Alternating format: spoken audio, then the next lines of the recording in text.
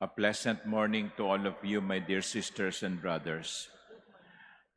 In our readings today, there are two gestures that I would like to stress.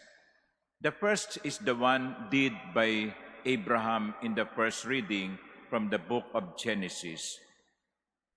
Abraham prostrated himself. Dumapa si Abraham. And what happens after the prostration? When Abraham prostrated himself, God spoke to him, "My covenant with you is this. You are to become this and this and this, and I will do this and this and this." There were promises, there were blessings. When Abraham prostrated himself, when he humbled himself before the Lord, promise of blessings came about. I think the reminder here is very clear, my dear brothers and sisters.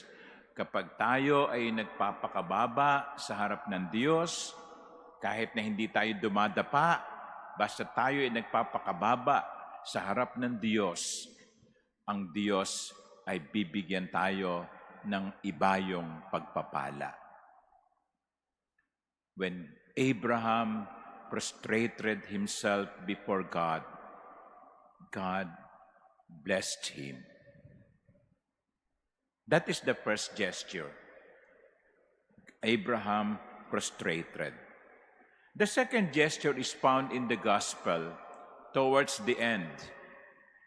So, there was an argument between the Jews and Jesus. And this argument will become intense as days pass. Next week, when we enter into Holy Week, you could see, you will hear, how the argumentation, the quarrel between Jesus and the Jews will become intense. And here, in the Gospel, it says, they pick up stones to throw at him. Sa galit nila, Sa galit nila, pumulot sila ng bato upang ibato sa kanya. But what did the Lord do? Jesus hid and went out of the temple area. Nagtago si Jesus. Not because he was afraid. Jesus was never afraid. But because Jesus knew it was not yet time. The hour has not yet come. It is also an act of humility to submit oneself to the plan of God. Hindi pa ngayon, hindi pa oras, at siya'y lumayo at maghintay ng tamang oras.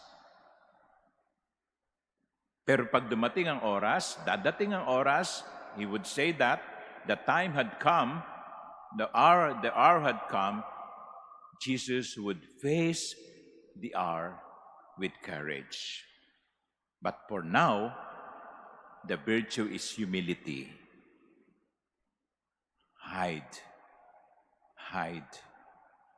Let God's plan come about in its due time.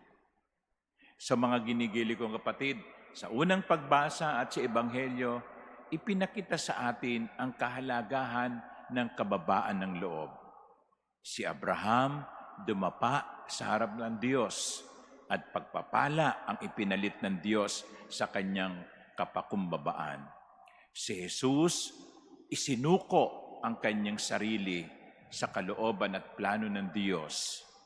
At alam naman natin, ang kababaang loob nito ay tatapatan ng Diyos ng kaluwalhatian ng muling pagkabuhay.